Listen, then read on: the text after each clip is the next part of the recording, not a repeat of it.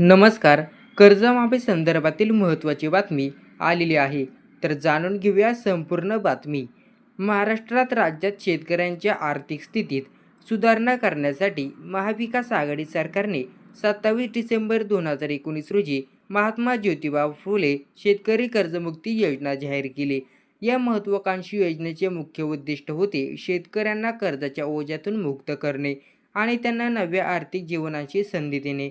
मात्र या योजनेच्या अंमलबजावणीत अनेक आव्हाने आणि अडचणी समोर आल्या आहेत.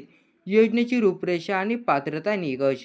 या योजनेअंतर्गत अल्प व अल्पभूधारक शेतकऱ्यांना पीक कर्जासाठी 50,000 रुपयापर्यंतची कर्जमाफी देण्यात आली होती. विशेष म्हणजे 2017-18, 18-19 आणि 2019-20 या 3 आर्थिक वर्षामध्ये जे शेतकऱ्यांनी त्यांचे पीक कर्ज वेळेवर परतफेड केले आहे, अशा शेतकऱ्यांना प्रोत्साहन अनुदान देण्याची तरतूद या योजनेत करण्यात आली होती.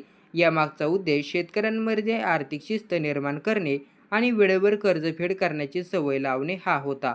योजनेची अंमलबजावणी 3 टप्प्यात करण्यात येत आहे.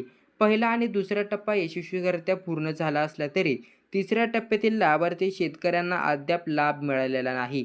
सध्या जिल्हा स्तरावर शेतकऱ्यांची माहिती संकलित करण्याचे काम सुरू आहे.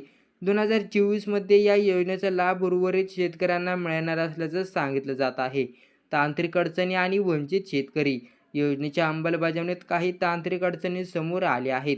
विशेषतः एकाच आर्थिक वर्षात 2 हंगामासाठी कर्ज घेतलेल्या शेतकऱ्यांना या योजनेपासून वंचित राहावं लागत आहे.